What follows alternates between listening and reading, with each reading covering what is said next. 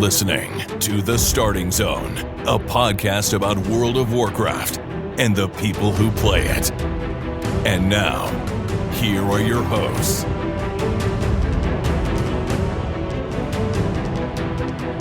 Well, hello and welcome to The Starting Zone, the podcast about World of Warcraft, people who play it. Today is February 26th, 2024, and my name is Spencer Downey. Thank you so much for listening and subscribing to the podcast. I'm joined today, as always, by my co-host, Jason Lucas. Jason, how are you doing this fine Monday?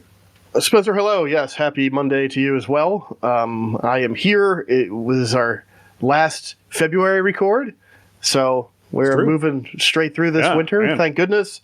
Because it's been also like a pretty quiet winter I've had 4 times where I needed to shovel. This is a very easy winter when it comes to everything. Now, mind you, that's where I've needed to shovel. I have definitely paid someone to shovel 3 or 4 times as well, so it's not, but yes. Yeah, I mean, it's been very mild here, but still, I don't like the winter time, and it also has been a pretty slow period for like retail stuff. We got 10.25 obviously in January, but there wasn't a lot of meat on the bone there. It's like there was anything major to do. I stopped doing the excavation stuff, whatever it's called. Like I didn't even do it the last couple of weeks, just for the weekly even. It's cosmetics. It's cool if it's your thing, then go get it. But it's just not really in my lane. Yeah. And so it'll be March in just a couple more days. We know we're getting a 10.26, which might be sufficiently wacky in March. And even if it's really not, if it's kind of the same thing where it's like, oh, this is neat, but I'm not really going to engage with it that much, at least that chapter kind of closes. And then maybe we're looking at, we're going to start getting a real look at season 4 pretty soon. We'll get, War Within Alpha maybe starting to coalesce. So, just getting over that hump with it here while we wait for that stuff to get out the door, and we're getting closer day by day. Yeah, we'll have a few weeks of short episodes just because of the lack of actual things happening around the game. However, this week we will mention a little bit later on and give you the details about the hardcore self-found mode that is coming out later this week. So some people will be diving in on that I know. Not really my thing, but we'll cover the deets just to be sure everyone knows all the launch times and what's going on with that. But yeah, outside of that, I mean, there hasn't been like a ton of WoW in my life this past week. This is funny. Someone reached out on Twitter and sort of poked me and was like, "Hey, man, it sounds like you're having a hard time and a rough time with Season Discovery. Maybe you should back off a little bit on how much you're playing that if you're not having a good time." And I was like, "Actually, I've had the last 3 days off. That's exactly what I'm doing this week." It is important, and I do feel that it is important to recognize when you're like, okay, my goal is I want to be able to raid at max level, but the hours it takes to get to max level or the hours it takes to achieve the thing that I want to achieve, I'm not enjoying doing. And then you sort of have to do that weight of which one is worth it. And so I pushed through and hit max level in Season of Discovery so I could do the things I wanted to do. But then I basically just took a week and a half off of I just haven't really touched it since last week.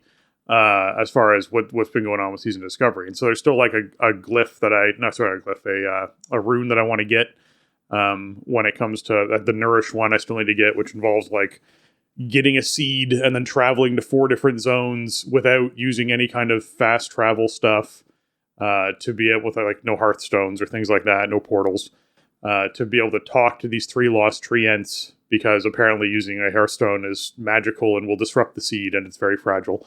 And so you have to do that. That's just literally a time sink. So I'll probably one of those things that I do in the background while I'm doing something else, because it's just going to involve a lot of, running around and riding around on a mount. But yeah, so I feel like that's on the agenda at some point, but it's not something that I'm dying for. And I just want to emphasize to folks that, yeah, if this is a period of time in World of Warcraft for you where you're I'm not really enjoying doing a lot of things, just find something. There's so many things to do and play at the moment. Just find something else that grabs you. And I mean, we're going to be here reporting on what's going on. We'll let you know if there's something going on that piques your interest and you want to hop back in for this week, and if something's going on this week. So, bear that in mind and take care of yourselves out there, everybody. Yeah, it's weird. I mean, I think pretty much a lot of people you would talk to would probably agree that Dragonflight's been really good and the content's good, and Season Discovery is really fun and interesting and different. But, also a lot of people that I talk to even are feeling like that sort of, well, I'm just kind of raid logging, or, there's really not much I want to do.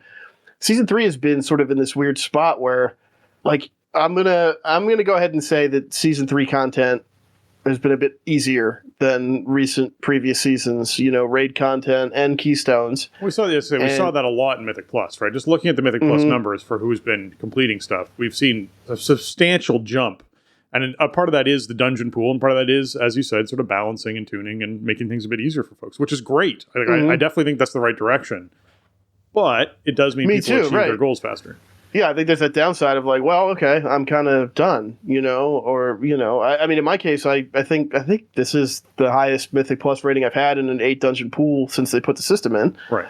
And I played it a lot. I mean, I've done way more keys this season than in pretty much any other season. But now, like, I just don't really want to. There's not much left, and part of it is like when you have most of that stuff checked off, like the chance that something exciting is really going to happen is so low. This is that one piece that you need, and it's you're hoping to get something out of a vault rip, and it's like I don't even care anymore because what am I going to do with it? I'm not going to push more rating. I'm not going to do any more mythic prog. So what is the gear going to get me? Look at our case last week, another one night raid week, no mythics, just normal Farrak and then heroic clear. That's fine. I have no problem with that. If my crew is not interested in putting the time into other stuff, then I'm not going to push it. And I'm not going to go try to recruit a bunch of people across ETH or across, a wider scope just to fill a group to do stuff that the people that I really like playing with and like, my crew, they're not interested in it. It's counterproductive. So the cool thing was we did get the important axe last week. I didn't get mine, but my DK buddy who I've been playing with since Mists of Pandaria, who's been pretty dedicated to showing up to this raid, finally got his drop and he got his axe made. So that's awesome. It was, again, one raid night means only a couple keys for me. So I only did like 2 keys. But the cool thing about that was a very good buddy of mine, probably who I would say is my best friend inside of WoW, like person I've met through WoW that I play WoW with, who, again, I've been playing with him since like Mists. He really wasn't in season 3, especially early on. He played a little bit, but then he kind of disappeared. He's had a lot of stuff going on. He's been sniffing around a bit, and he's kind of getting back in, doing some PvP. So I got to bring him to I think one of the keys we did last week. I brought him in, and he needs raiding, he needs teleports and all that. So it's awesome to be able to like just pop him in there and get him going, get him some cool rewards. Like that's more fun to me at this point than anything to do for my own toon or account. And also my longest running WoW friend I think is looking to get back in. He's been out since like early Aberrus. Him and his wife. I've played with both of them on and off since Wrath. Like we're talking, I've known these people for 15 years. And we played together pretty consistently, but they've been super busy, but they're trying to get back in. So like that gives me kind of a nice late season boost, because I mean, these are people I like playing with. It's a reason. The people are the reason why I always come back. So, if they're going to be in there and they need stuff, then I'm happy to help. And that's actually pretty exciting. That's more exciting than anything the content could provide me right now, I guess. So, other than that, I'm just not really playing that much. I hop in when it's time to play, and we knock stuff out, and then see you next week. Yeah, I was talking about that yesterday, actually, with Josh. I was just basically saying, like, one of the biggest things for me with World of Warcraft is playing with people who I enjoy playing with. And if there isn't someone around or online or doing something that I can hop in with and do stuff with, my motivation is either I want to get to the point where I'm able to do something with those people, or I'm just not really motivated to do things. And so the get to the point comes down to like, hey, a new season's out or a new expansion just came out. I need to level up quickly so that I can get to the point where I'm able to play with my buddies who are also playing this game, right?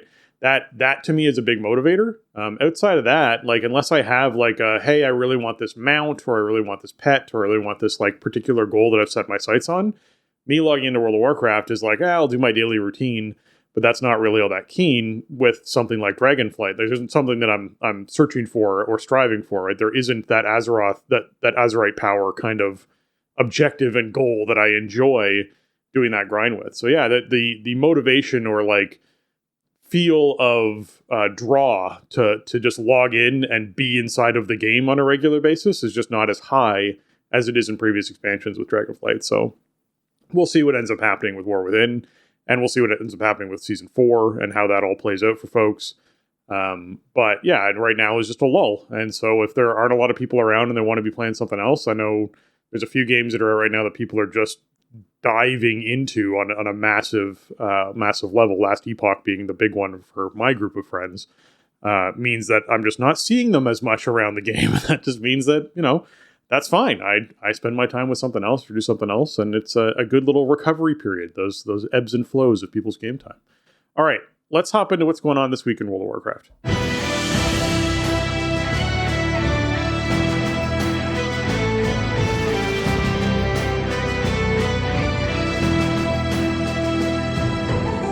All right, this week is the Arena Skirmish bonus event, which means the Sign of the Skirmisher buff is up, increasing honor gains from skirmish wins by 50%. And there's also a quest to win 10 of these, which rewards 110 conquest and 2,000 honor. You can knock that out pretty easily with the Arena Skirmishes, if that's something you're trying to do. We also want to be sure that you're picking up your Aiding the Accord quest and doing either Super Bloom or whatever the other alternative tends to be for this week. You can hop in and get those rewards done for the week, get yourself a nice boost or catch up if you're trying to catch up. A lot of reputation catch up involved with this expansion if you haven't been logging in regularly. If you're trying to see all of the story, there's a lot of stuff locked behind Renown, which then requires reputation. So doing things like Aiding the Accord is certainly a good way to help get caught up on those sorts of things. PvP Brawl for the week is Gravity Lapse. This is, of course, Eye of the Storm with modified gravity. So you go in, every 1 minute, gravity turns off. Everyone is essentially able to swim around in the air, and it turns back on, and then you plummet back down to the ground. There are some pretty neat things you can do with this. You can do things like if you're riding a mount, when the gravity turns off and you jump, it launches you forward at the speed you were moving forward on a mount, which means you can kind of traverse areas you normally wouldn't be able to traverse. That's kind of a neat feature with this sort of thing. However, there's, of course, the risky thing of if it turns back on and you just happen to be like out in the middle of nowhere, you will plummet to your death. So just keep that in mind, because it is just a big floating rock as far as what you're doing in Eye of the Storm. So yeah, this is one of the OG brawls. It's not super spicy and interesting when it comes to what we've seen with other brawls that have come out. It's certainly one that could be revisited and tweaked up a bit, but it is one that's, pretty simple and pretty fun to sort of knock out and get yourself some Marks of Honor, Conquest, and Honor from the Something Different quest when you get your win. Yeah, if you're like a Battleground veteran, then there's not a lot of nuance to this, right? Like, it mixes it up a little bit, but it's not like you got to learn a whole new mode here for the week. I feel like brawls fall into a couple different categories, which are like awesome brawls that are perfect, sometimes treats, like Comp Stomp or the Nomi one. And then there's ones that are just straight up like, this is the way that this Battleground should be. And I think Gravity Lapse and Deep Wind Dunk would be my two in that category, where it's like, just make the regular Battlegrounds do this and take it out of the brawl rotation, Yeah.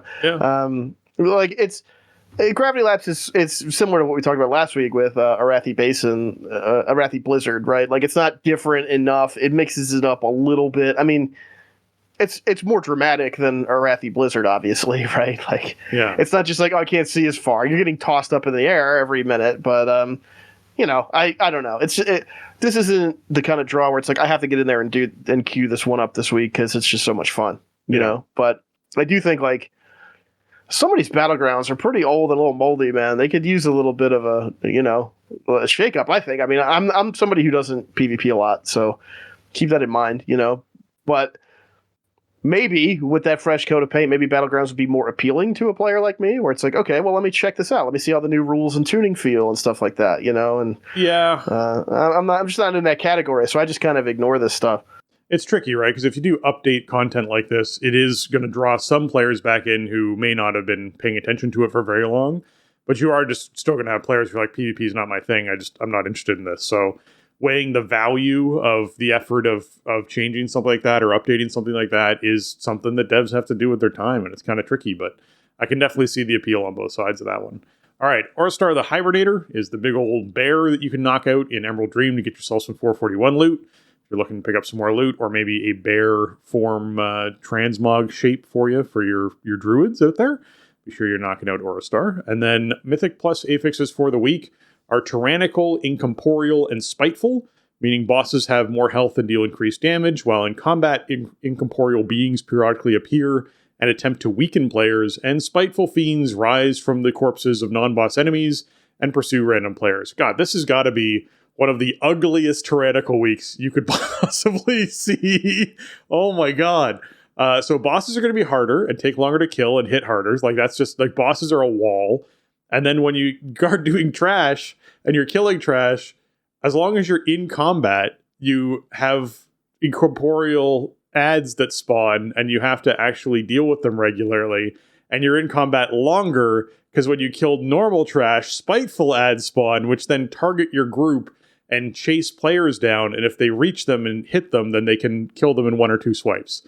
So this is like bad trash mixed with bad bosses, man. I don't even know what this is this week.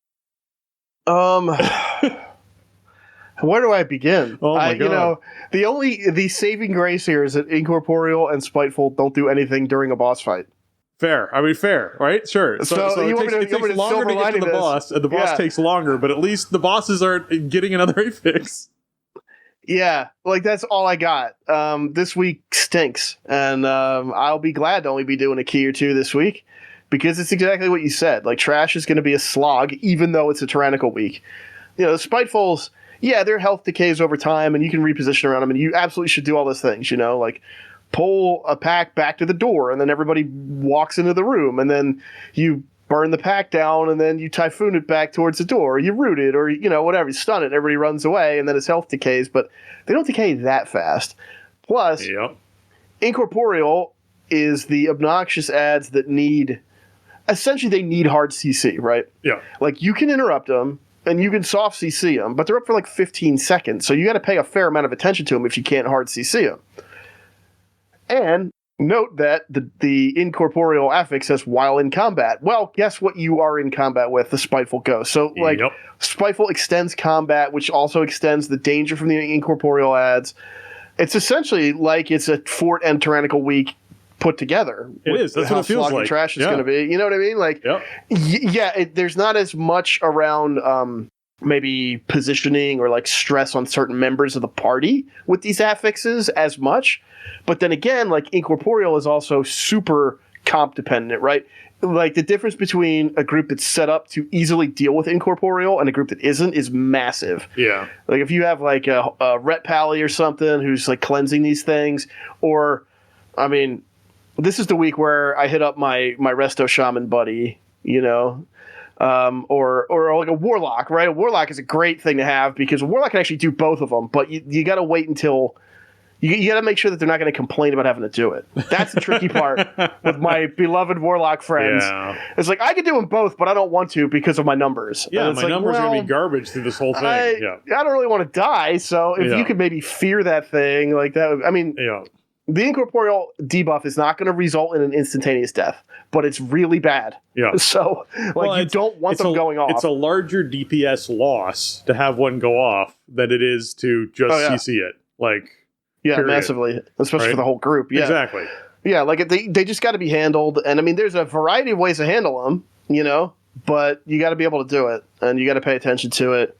Make sure, like, before you drop that keystone, talk to your team and just say, hey, does everybody have their hard CCs on for this? You know, because that was the last time we had incorporeal up. I went in with my crew and we got going, and a bunch of people were like, "Oh, I got the wrong talents on." And that first dungeon was not, you know, it was a little hectic. And then we reset up for the second one, and then it was fine. It was like, oh yeah, right. But, you know, this is another case where, man, if you're like a warrior or a DK and you're trying to pug, good luck this week because you don't really bring much to the table. Like, yeah, a warrior can pop incorporeal with a talent, but it's extremely inconvenient to use. It's super long cooldown, and it's just not a reliable method. Like, it can't be your plan for dealing with incorporeal, right? Yeah. So yeah, I don't know. Incorporeal, I don't like as an affix. I don't love the way that it sits, and I really don't like this combo. Like, this combo has really bad. I don't know. I want to call it anti-synergy, but it's not. Like, they synergize very well together against you, the player, right? Like, they make you, the player, miserable with their awesome synergy. Yeah. So, I don't know. This is not a great week. I mean, overall, I think the dungeon pool is still really good, and the tuning is generous. So, like, if you need to do something for Keystone Master or whatever, you could still do it this week. Like, you could get a teleport this week. It's not impossible to do it. It's just the moment to moment is not going to be very fun this week, in my opinion. And that's the biggest problem, is that I look at this and I go, I don't want to play this. This isn't the combo that I want to have. Yeah, that's definitely the challenge. Is like technically, yes, it's an easy tyrannical week because the bosses are not dealing with multiple affixes that are overlapping and making tyrannical really difficult. But it's just how long it's going to take you to get through trash, right? So trash is going to die quickly, but then it's going to res up as spirits, and you're going to have to DPS the spirits down. And if people aren't using their hard CCs, it's going to make trash even longer and sloggier and harder and potentially more wipes. So it's just that the risk of this feeling like a total bane on your existence is there, right? And so it's not like, oh, it's spiteful volcanic. And you're like, oh, okay, well that doesn't sound so bad, right? Like you have spiteful ads, you can CC them, you just got to avoid the little bursting volcanoes and you're good to go. And on the boss, you got to avoid the bursting volcanoes, but you're good to go. Like, that is a substantially better week than Incorporeal Spiteful. So anyways, it's something that people have to report back to us a bit on and see what they were able to do key-wise. But I wouldn't say it's like an anti-push week. It's just a less fun week when you look at what this looks like on paper. So we'll see what happens with it. Yeah, I think the bottom line is we're just deep in the season now. And it's like you kind of got to go looking for reasons to do a bunch of keys. Like I mentioned with playing my buddy who's been out for most of the season, right? Like that's a good reason to do it. But this week's not going to be that much fun. And now we're back through like the top of the season's rotation, which means, after this week coming up, then we got an Afflicted week coming. And Afflicted is a whole other comp dependent thing, So we got a couple weeks here till we start getting into those nice juicy combos. Yeah, exactly. Okay. Darkmoon Faire is going to be running from this Sunday, March 3rd, until Saturday, March 28th. Sorry, not 28th. Oh my God, that'd be the whole month. Saturday, March 9th. I don't know why I said 28th. I think in my brain I was like, oh yeah, there's only 28 days that we're having in. That wasn't even my fault. Sometimes weird. Sometimes I set you up for failure. I will admit that publicly to the airwaves right now. Well, and I'll also say that February is a leap year this year, so it's the 29th, 29 days in Feb this year. So it doesn't even work with 28. Like my brain just completely busted in that one moment. Anyways, Sunday, March 3rd until Saturday, March 9th. You can enjoy yourself some Darkmoon Faire. Get on down there and be sure you're getting your buff for the additional experience and reputation gain. You're getting your extra skill ups points for your different professions. You are doing all of your achievements that you can want to do. It'll be the start of March, so it's a good way to get some more Traveler's Log sort of currency that's down in there. And if you're trying to get your dirigible, you can get some more tokens to buy your dirigible. There's lots of things you can do. I'm still waiting for the dirigible with dynamic flight. I think it's going to be a lot of fun to sort of zip around in a Zeppelin. That just sounds awesome to me. So I'm looking forward to that. Be sure you're starting to work towards that. And overall, have a good time with your Darkmoon Fairs that's coming up. Yeah, that's a good point about the Traveler's Log. As we record this, we haven't seen the preview for March yet. They usually put it out like the last 2 days of the month, right? So we don't know what's coming yet or whatever, and we'll talk about it next week, but it will already be in the game by then. Yeah. Many of you will already be done with it by the time we talk about it on the show. But that is a good point. Like this is nice timing with that because, the rollover hits for March 1st on Friday, and then the weekend, Darkmoon Faire starts up. Yeah, there's usually a lot of points you can get from doing DMF stuff there. Mm-hmm. So that's a nice way to start getting your tender knocked out for the month and get whatever the bonus reward is. So that's awesome. And I think the number one thing I always like to point out about Darkmoon Faire is the professions. You get that extra profession knowledge, which can be really nice if you're still working on those. I mean, I finished up the ones I care about a long time ago, but people have been people are fluid with WoW, understandably, and I feel like people have been real fluid with Dragonflight lately. So don't forget, I mean, it's an extra nice, 3 points or whatever, knowledge points for your professions of choice for doing really very little. They don't ask you to do a lot to get those. So, if you're still working on something, don't forget to go grab them. Exactly. All right. Hotfixes for the week. Outlaw Rogues. They fixed an issue with Echoing Reprimand that allowed Slice and Dice to trigger effects like Ruthlessness and Restless Blades as if you were spending 7 combo points. That's a lot of combo points. So they fixed that issue. So I expect your numbers to change a little bit based off what you were doing. I like this hotfix note because it really emphasizes how great the naming of abilities for rogues are. Because you have Echoing Reprimand, Slice and Dice, Ruthlessness, and Restless Blades all mentioned inside the same hotfix note. And they're all cool sounding abilities, man. Like they all sound awesome. I just want to put that out there. Restless Blades is like the cooldown reduction thing, I think, like based on how much energy you spend or whatever. Well, it's such a great name for an ability. I love it. I am pretty jealous.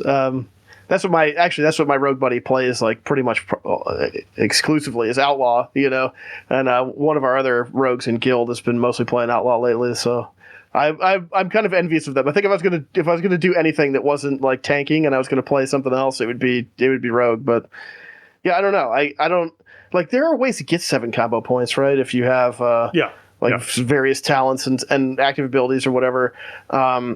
But yeah, I don't. But when spending 1 combo point to get 7 combo points worth of damage becomes the best way to play, there's a problem. That sounds like I doubt that was intentional, and if it was, that was an oopsie. But it won't be functioning that way anymore. Yeah.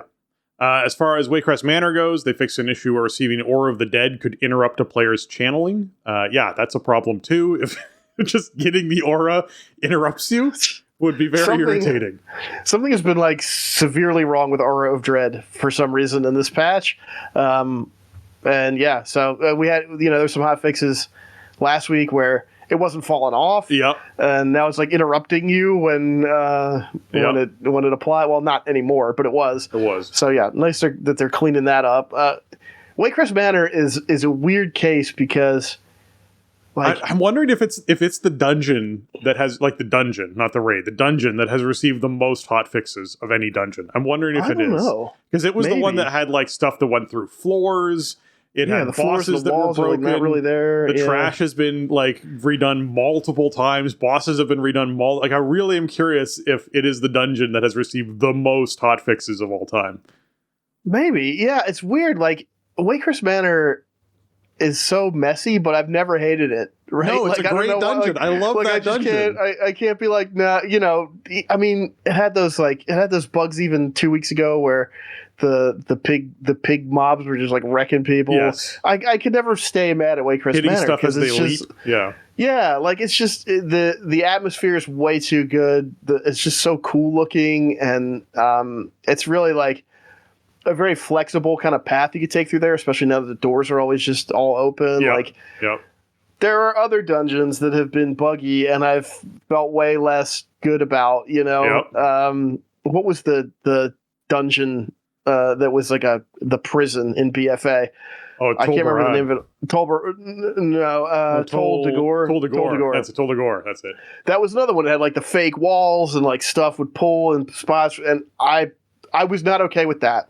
Yeah. Tol Dagor never got a pass from me. I agree. It was not a great dungeon. I'm with you. Yep. It's Waycrest, you're misbehaving again. You scamp. You know what I mean? Tol Dagor, no, I don't want that ever. But Waycrest Manor, just let it do its thing. It's just such a cool dungeon. But and I think it's one of the better. I think it's one of the better dungeons currently in this pool, even with the problems it's had, because the timer is very generous. So I still think it's a fun run, even with the bugs it's had and stuff. But it's a funny perception thing where, I mean, you're right. It has received a ton of fixes, and it is just even still, it's just a straight up buggy dungeon. Yeah. But I can never be mad at it. I don't know. The flavor of it all to me is just wonderful, and I think that's really what it comes down to is Tol Dagor is a jail, and it looks like a jail, and jails look the same all the way through them, and so it just is the same thing all the way through, and then ends with a last boss that has to be a boss with the most amount of wipes you could possibly have on it inside a dungeon. Because, oh my goodness, the amount of times that we wiped on that boss back in BFA, dude, it's just ridiculous. With or 1 or 2 people left alive who managed to finish the boss off while everyone else is dead. Just because it's really unforgiving and it's hard to let you get zoned really easily. You can pull stuff through the floor, so you end up with a bunch of trash running on top of you. There were so many things about it that were messy. So yeah, no, I'm with you. I don't know what it is about Waycrest, but I really enjoy a spooky mansion, haunted house kind of vibe thing that they had going on with that place, and I'd love to see something similar in the future. We've now redone some of the Worgen town and Worgen stuff. Let's get another creepy mansion going somewhere along the lines Why not? Let's do it. All right. Hotfixes for Season of Discovery. A bunch of these went in. They increased the number of crafting materials found in boxes of Nomergon salvage and slightly increased the drop rate of the grime-encrusted salvage throughout Nomergon. So folks who are struggling with those should be, or at least those who are raiding, should be getting a lot more materials, which is a nice thing to do. The Elite and Dangerous quests now grant additional bonus experience. Now, these are specifically for dungeons. The Elite and Dungeon quests now grant additional experience. So if you're completing these at max level, it means you're also getting more gold for completing these, because the conversion is always experience to gold. So if you're someone who's doing all your Elite quests or saved up all your Elite quests, that's a great thing to do. I have a whole bunch of them saved up that I'm probably going to knock out slowly over Phase 2 and then just turn them all in at the start of Phase 3 is probably what I'm going to end up doing, because there's a lot of Elite quests around level 40 that you can do, so that's certainly on the list of things. The Dismantle enchant now procs more often for casters in melee. The vendor of the easy throw radiation bombs and the high yield radiation bombs has been reduced. The price of those has been reduced. And players in the Spirit World can now resurrect at the Chain Spirits for up to 30 minutes after the Blood Moon event ends. That's great. So basically what used to happen is the event would end and the Chain Spirits would just go away right away. And it meant that people would end up having to run to one of the Spirit Healers, which just took a really long time if you died right at the end of the Blood Moon event. And so at least this way now, those guys hang around a while longer. People have a little bit more time to sort of limp their way back, their walk of shame back to their back to their corpse, or at least to the Chain Spirits. So that helps a lot too.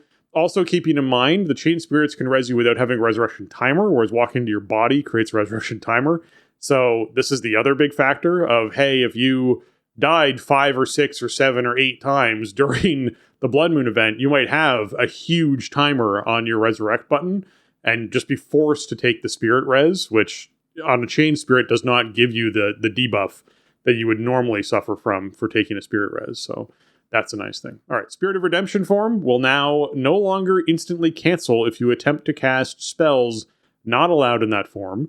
Doing so now returns an error message, which is interesting. I'm curious as to how many people were going into Spirit of Redemption form and then just casting anything they wanted while they were there. I'm going to cast Resurrection. Let's cast Resurrection right now. Returning an error seems to be the correct thing to do, right? Like, it shouldn't. The instant cancellation, like, what if you just, like, hit the wrong hotkey by mistake? Yeah. Like, so that's I mean, you know, seen a bunch of quality of life improvements here for sure. Yeah. But that's kind of a funny one. I mean, I can't imagine that was, like, intentional behavior, right? Like, because it just doesn't make any sense. Normally, if you're trying to do something that the combat rules don't allow you to do, the game tells you that you can't do that, and so it wasn't doing that. So that seems to just be like a bug, not like a design shift.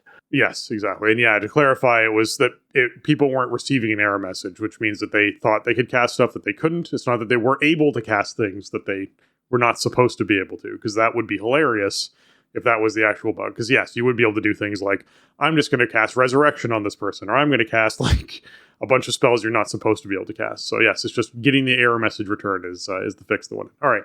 A Zandalari emissary can now be found atop the Zeppelin Tower in Durotar. So if this is the emissaries that allow you to opt out of the Blood Moon event. So if you're someone who wants to do that, you can now do that on the Zeppelin. So you're not, as I said, riding the Zeppelin into a PvP area where everyone on board the Zeppelin could beat you up.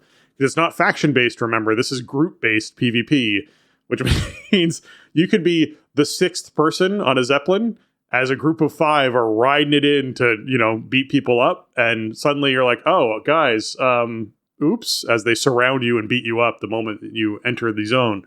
So yes, be glad that is now also resolved. We did get some class hotfixes as well.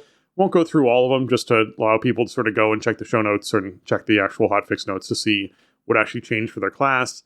There are some neat ones. They made it so that in Druid's Berserk now also increases the number of targets struck by Lacerate while it's active, so giving Druids a little bit more AoE, which is pretty big. And they also made Swipe generate substantially more threat, so making it a bit easier for Druid tanks to sort of hold aggro on things, which I think is great to see. So that was a big change. Another big change that a lot of people were talking about is Raptor Strike damage when melee specialist rune is active is now normalized weapon damage. This is actually a substantial drop to the melee hunter build that was out there. However, this is like hunters were doing 30% more damage than everyone else. Now they're doing 12% more damage than everyone else. This isn't like, oh my god, they're dead. It's like, no, you're still probably the best DPS spec, but now you're just not doing a ridiculous amount more damage than everyone else. So just bear with that particular factor.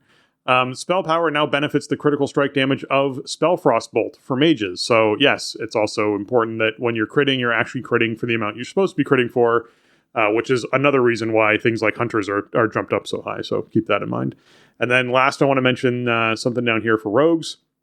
Shoryuken Toss's range has been reduced to 10 yards from 15. This is going to reduce the chance of it bouncing a little too far and pulling extra packs in dungeons. This isn't like a nerf to, oh no, I can't throw my thing as far. It's like, no, this is good. It now matches the range of spells like Chain Lightning and Avenger Shield, so that you're actually able to throw your Shoryuken Toss as a rogue tank, have it bounce on targets, and then not bounce to like a pack 15 yards away from it and pull that other pack too. Yeah. 15 yards is scary. I don't want that. I don't want that in any version of the game, anywhere, from any ability. We don't need stuff to jump 15 yards to stuff that's not already in combat. So that's nice.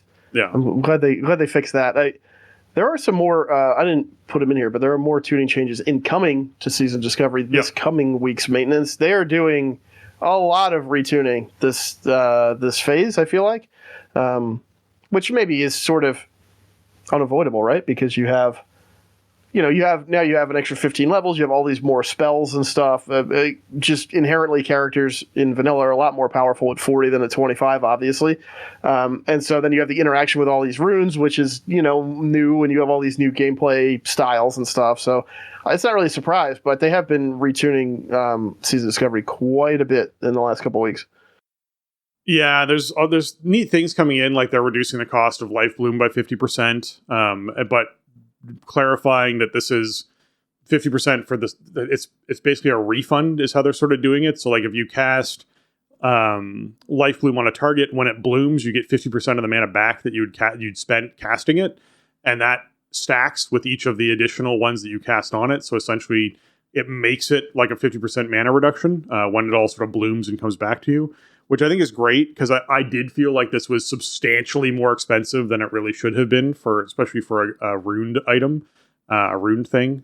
They also made Nourish, which is one of the new runed abilities for Resto Druid's mana cost reduction by 27%, which is another huge reduction, which I think is also great to see. And they made it so that a lot of spells are castable inside of shapeshift forms, which was a big problem for like Moonkins, like casting Remove Curse, Remove Poison, Abolish Poison, Innervate, Rebirth, Revive, Mark of the Wild, Gift of the Wild.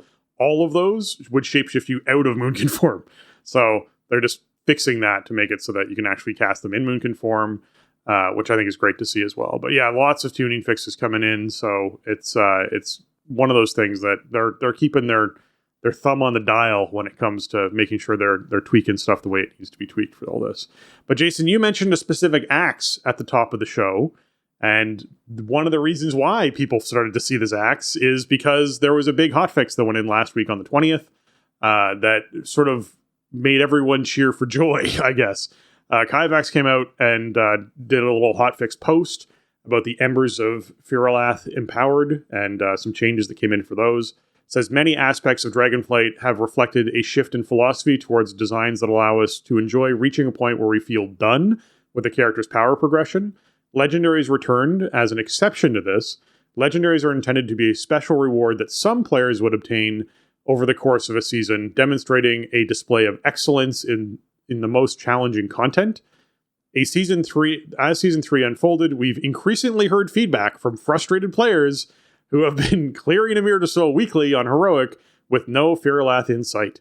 And we want to give those players a surer path to achieving their goals. So earlier today, with a hotfix that is now live, we significantly increased the effect of all Embers of Fyr'alath for players who receive them. This increase is retroactive and applies to all players, whether or not you've consumed any Embers you may have. So keep in mind, guys, that now you should have a much easier path to getting yourself the Legendary. Now, here's my beef with the philosophy of legendaries are supposed to be a special reward that some players would obtain. If that's the case, allow your team to distribute who gets the legendary, period. That's how that should work. That's how it used to work way back in the day with legendaries, about who's getting their bindings and who's going to get a binding and how that works. Who's going to get the, like all those drops were things that a team would distribute to players so that they could say, hey, this is our DPS. They show up 100% of the time. They're going to get the best reward from it. And we want to reward them for their excellent performance this tier. So they get the first legendary thing that drops and give it to them. That is how that system should work. It feels very weird to me to be like, it's a random drop that anyone can get. And that's the like big, you've obtained something this season. Like, that's not how this works, guys. You can't have it both ways. Yeah, I mean, I think the legendary distribution system has just been a massive failure in recent tiers. And I mean, this is good. This is good news. And I don't know. We may have killed Fyr'alath before this hotfix went in. It's hard to say. We raid pretty early by West Coast standards. So I don't know if the hotfix was active.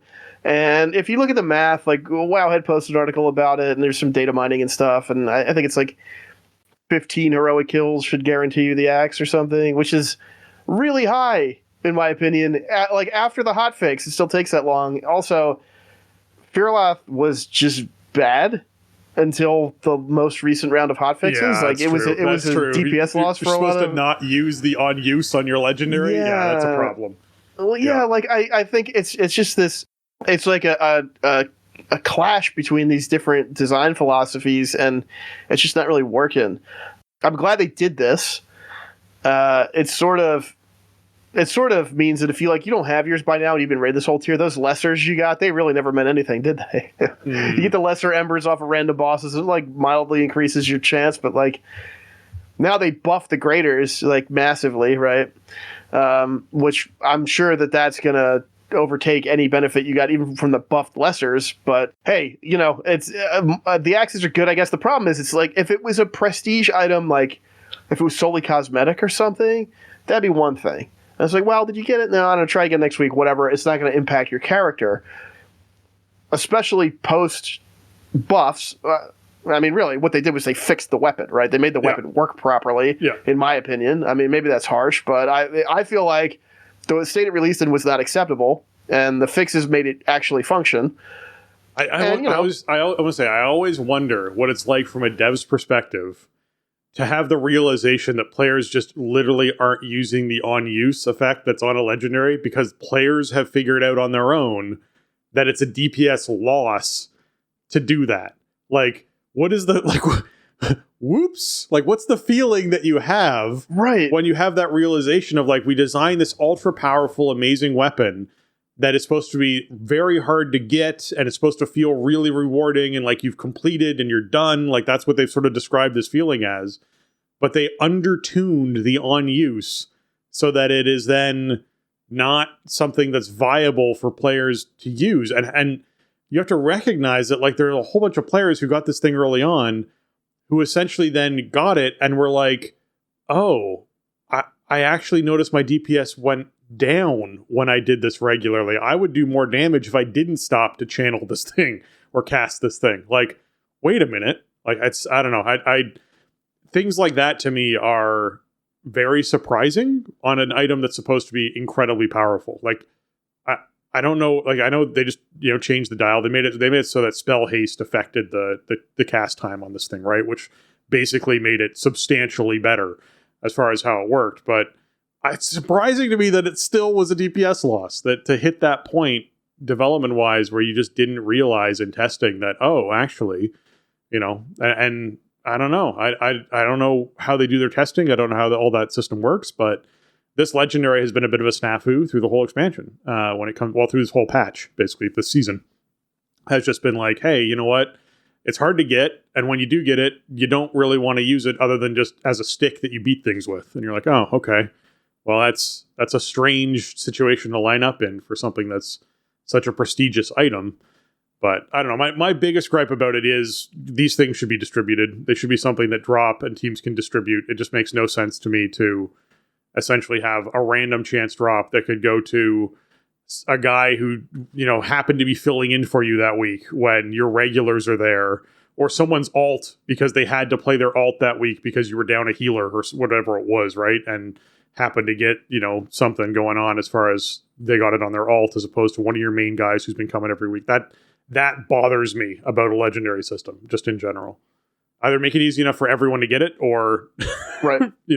I mean, I really feel like you could do sort of a modernized version of like kind of the way like Shadowmourne worked almost, except make the starter just way easier to get. Okay. But when the tier comes out, if you're an appropriate class spec for the legendary, you can start the quest, and then you get drops from killing bosses in the raid. And then once you get enough of them, you progress the quest to the next portions or whatever. Like in the past, those would be just loot on the boss, and you had to decide who was getting the drops, right? I think you could do that with individual loot. I don't know.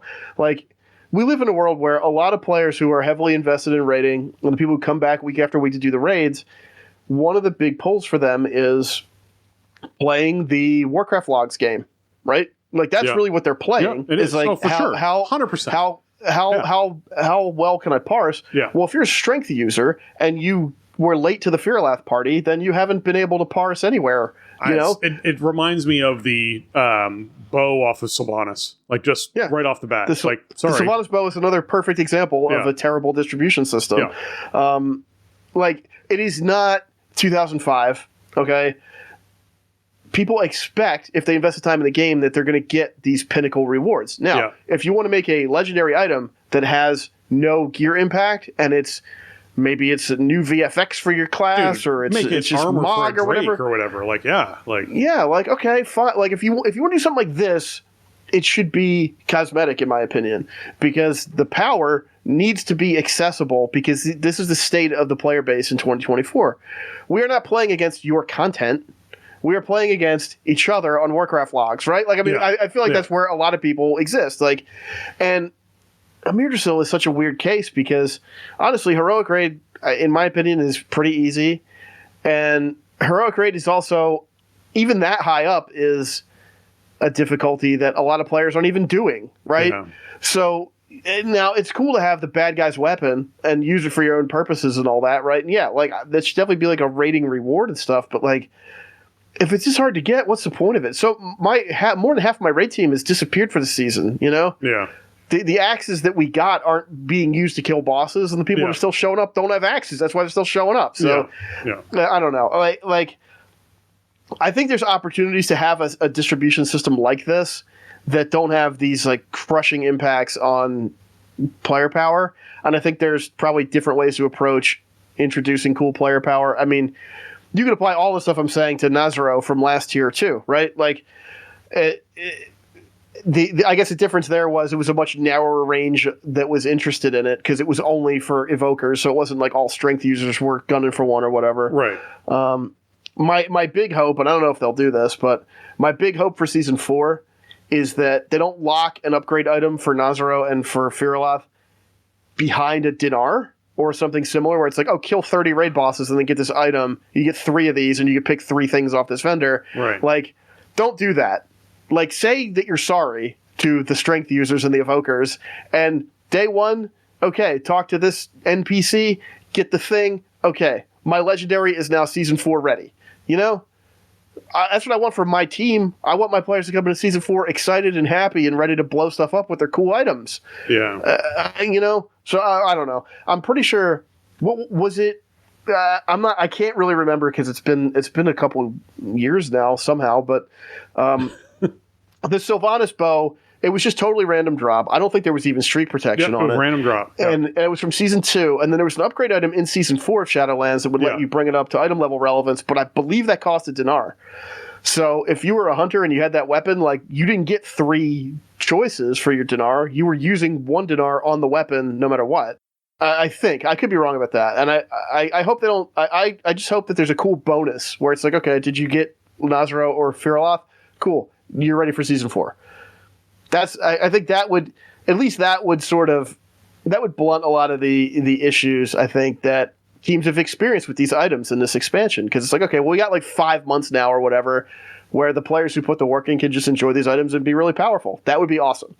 Yeah, I agree. Yeah, I mean, I think you've touched on a lot of really good things there as far as how the legendary system hopefully works going forward for a lot of people who have these items. I'll be curious to see how it all works. Something that I don't know, I blurted out in the middle of that there that I think was actually something I wanted to revisit as a topic. I would love to have seen legendary dragon armor for the dragon you got from clearing heroic on Mythic. So if you went into Mythic, you cleared Mythic, the reward for Mythic was an amount. It was armor for the heroic Drake that looked amazing. I think that to me would be a really cool reward. But yes, you were. Yeah, but I think there's opportunities, right? Yeah. That you don't have to do it this way, I guess, is really what we're saying. Yeah, exactly. Now, I do want to say, like, I'm glad that they buffed this. Like, I just think, like, there are elements of the whole Fyr'alath saga that just, they're a little scary to me because it's like old Team 2 business, you know? Took way too long to fix the item to make it actually good. Took way too long to fix the drop rate so that people could actually get their hands on it.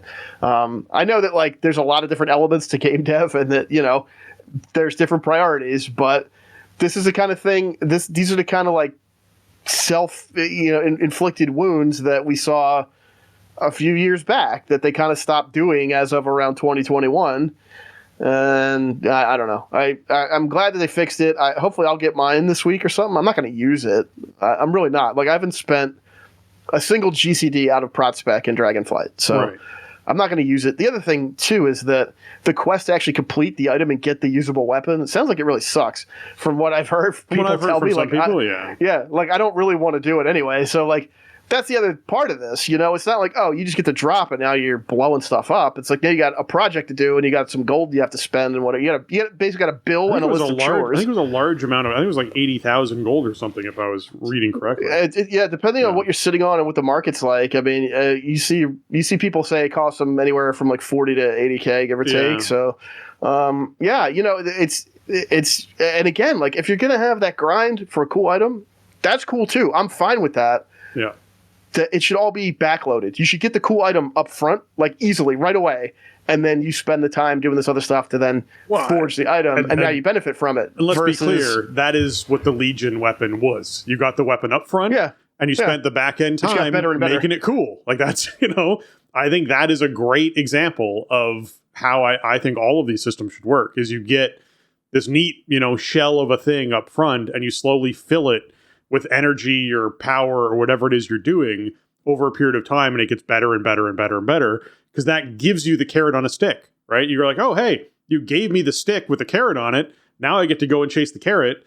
But as opposed to it being a situation where it's like, I'm just waiting to get the freaking stick, man. Just give me the stick. At some point, I'll be good, and then I can start on the thing that goes towards the carrot. Like, it's just like, just give them that up front, right? Give it to them up front. Yeah. I mean, you know, WoW obviously is a game of carrots and sticks, but it's one thing when you can't even get the damn stick. Exactly. So, that's what I'm saying. Like, that's a good way to put it. I don't know. I'm glad they changed this, and I hope that we don't see a legendary distribution system like this again. Like, I would say that Nazaro and Fyr'alath were pretty much the same thing. So this is sort of the philosophy they've had in Dragonflight. I don't think it's been successful. It certainly hasn't been good for my team's morale. Like, people aren't happy about it. You know, it hasn't made people feel cool and powerful. It's just made them feel like they have this obligation that they can't even fulfill. Right. I don't think it's the way to go. So thanks for the buff, and please reconsider this philosophy for next time. Exactly. All right. Mythic Tindral adjustments also came in on the 27th. Actually, they're coming in tomorrow. This 27th is going to be tomorrow. And this is one where they said during our next scheduled maintenance, they're going to be making the Tindral's health reduced by 10% on Mythic, and Fiery Vine's health reduced by 10% on Mythic, just to help some more teams get past Tindral. I think we are actually at the point now where this raid has been alive on Mythic too long for too many teams. I think we're actually hitting that point where things should be shifting into farm, because I think there's only a couple of months left before we move into Season 4. I don't think we're too far out, so I think teams need to start farming so that they can actually enjoy and relax and have a fun time versus the prog that's happening. So I'm hoping this helps teams out a lot more. I mean, it sounds like Tindral's been a real brick wall. Just looking at WoW Progress, you know, WoW Progress still has sub 1,000 kills logged on it. Yeah. And the rate's been out since November. Just as a comparison, like, now, granted, numbers are a bit skewed for Aberrus at this point because it's deprecated, but there have been 2,000 Echo kills. I don't know how many Echo kills there were at the time Yggdrasil came out, but probably most of those were before that. So, you're lagging kind of behind. Obviously, like, participation kind of ebbs and flows over the course of an expansion and everything, too. But yeah, I think, like, when you look at the numbers, Tindral and Fyr'alath kills are still too low for a 3-month-plus old raid. And I think these fights are a victim or a symptom. I don't know how to describe it really, but like, this is part of the race, man. They make these fights and they make the last couple fights like mega hard to make the race interesting. And then only the best of the best can kill it.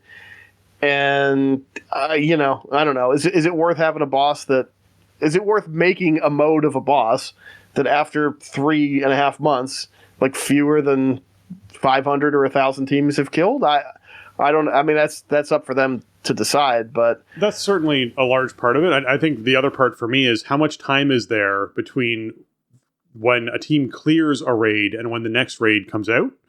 Because that window of time is really important, like, for mental health of that team. Teams that are raiding Mythic need a farm period. They need it. Because if you don't get it, you're essentially going from prog to prog to prog to prog, and you just burn people out and burn people out and burn people out, and you just keep cycling people, and it gets worse and worse and worse, and the team dies. That's what kills teams.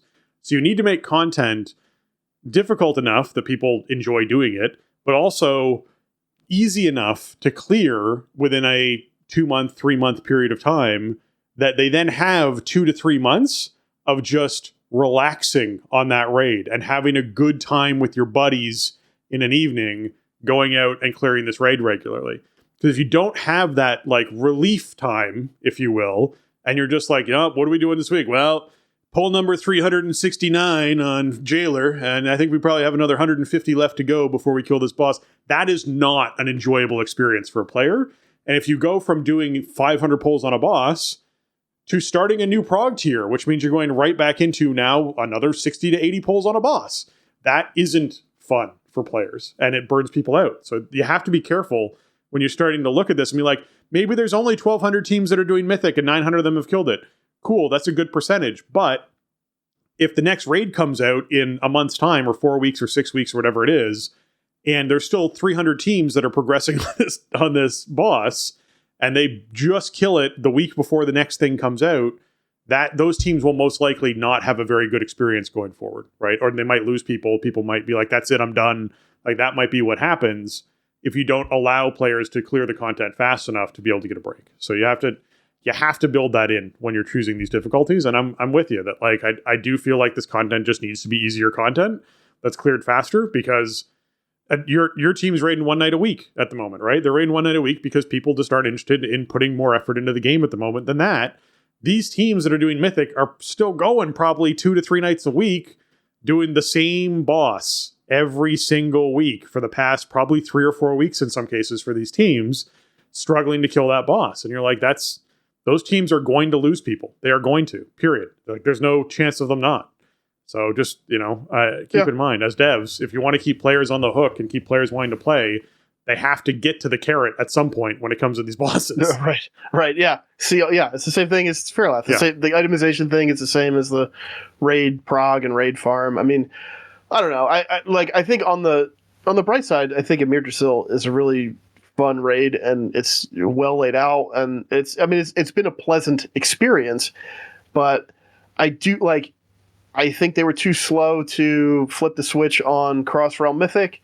I think they've been too slow, resultingly, to bring these nerfs in, especially for the final bosses. I mean, really for your like really high end Mythic teams, most of these raids are really like 2 boss instances, right, or maybe 3, and it's the average players start getting pinched a lot earlier. So why not just bring it down a bit? I don't know. I thought we'd see bigger nerfs across the board after Cross-Realm opened up. Yeah. And we kind of have it. I mean, we saw some big Fyr'alath nerfs, and we're definitely seeing some more big Tindral nerfs as well. Obviously, in War Within, we're not going to have, I'd imagine we're not going to have the cross-realm rating restriction.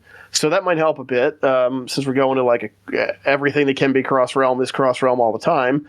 So that could be a plus. And, Season 4 is not going to have any kind of, prestige around Hall of Fame or anything like that. So that might help a bit. It's going to be a more probably relaxed rating environment in general.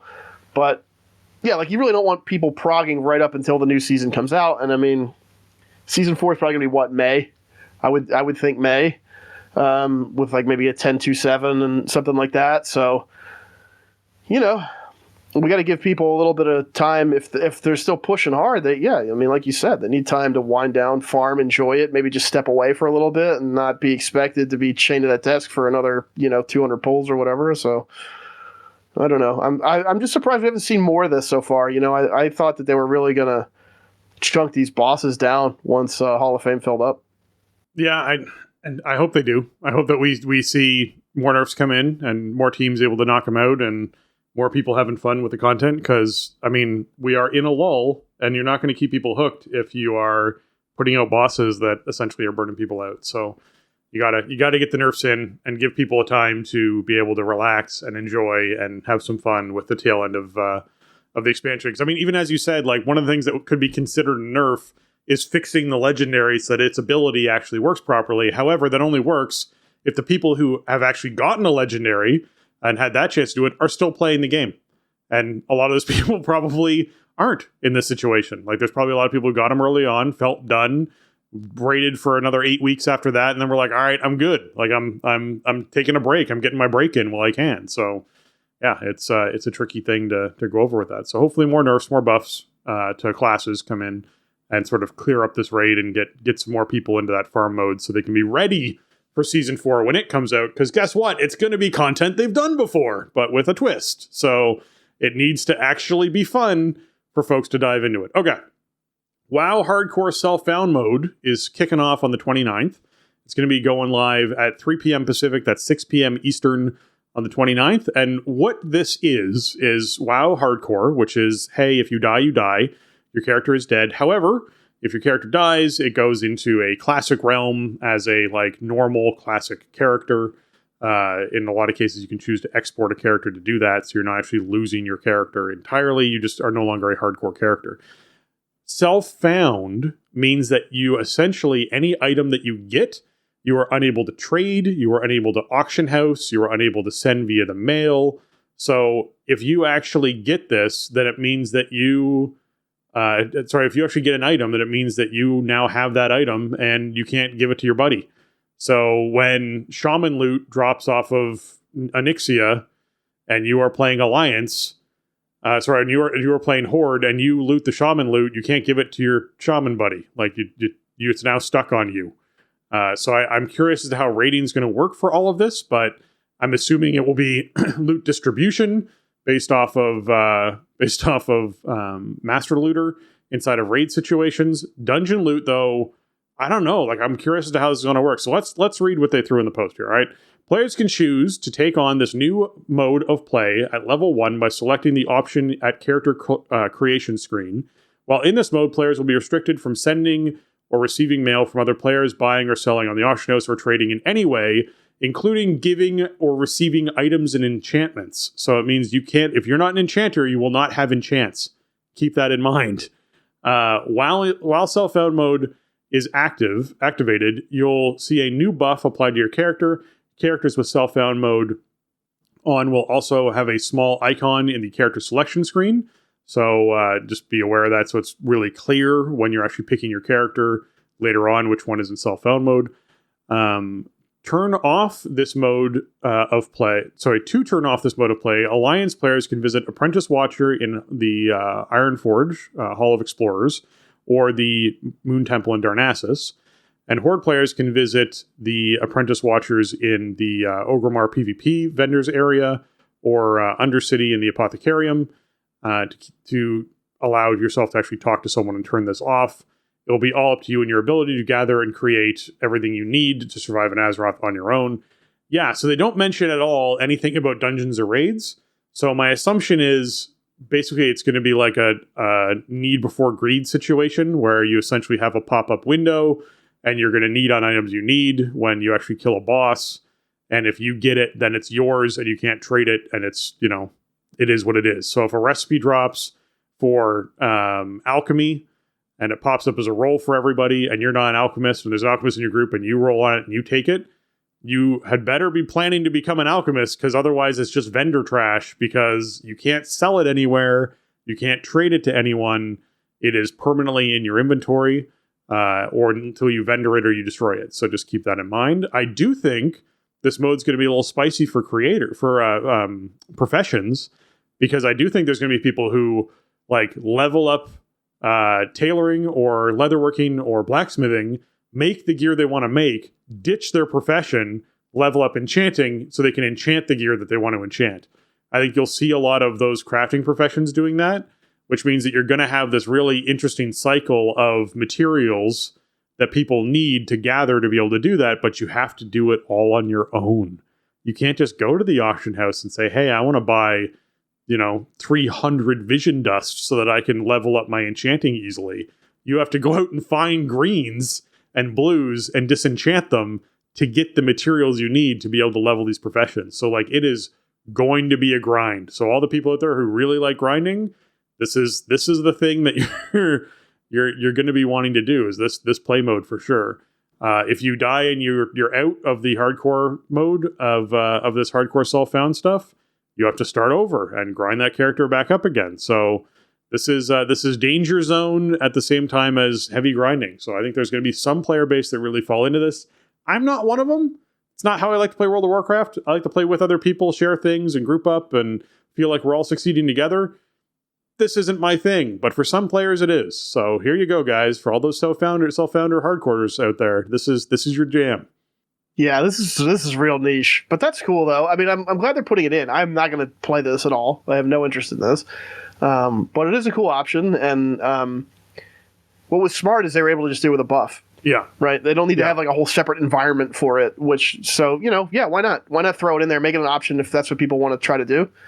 I think it's a cool addition to the subscription and to Classic as a product, but I have zero interest in playing this, man. It doesn't sound like a lot of fun to me at all. But for those people who just want to really dive in and grind it up, I mean, this is perfect for that audience, and it's not that much of a lift, So yeah, the realms exist.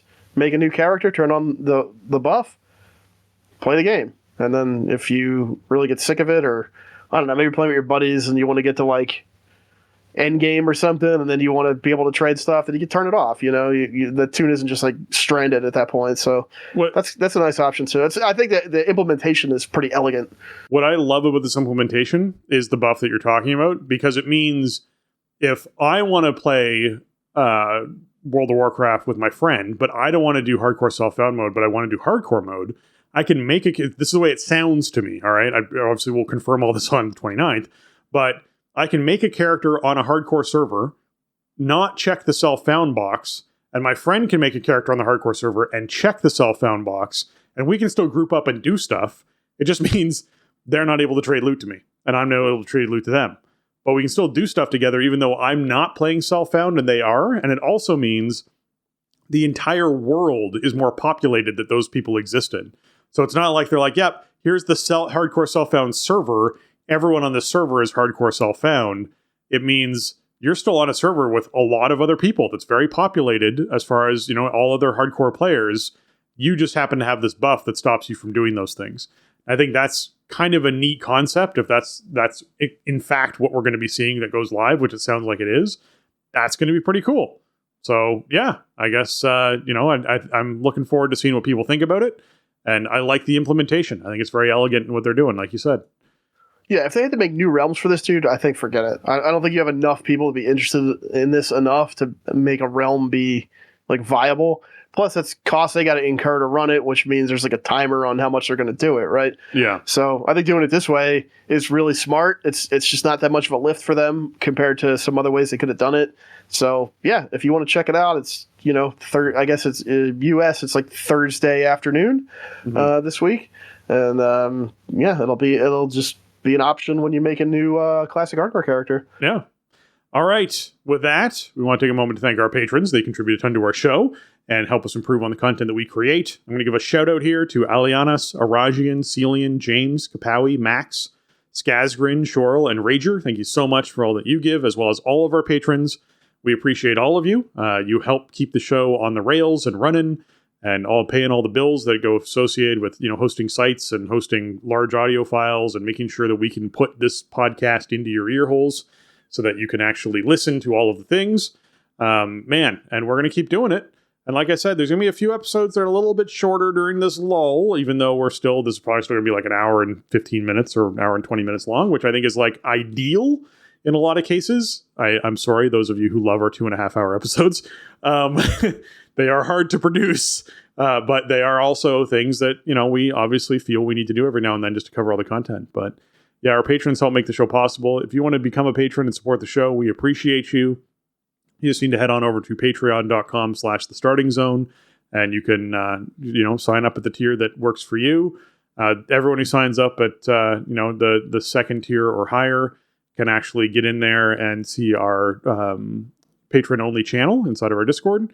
And that's where like show notes get posted before the show goes live, and there's some conversation that happens there as well about the show and about different things in World of Warcraft. So if you want access to that channel, it's just that slightly higher tier.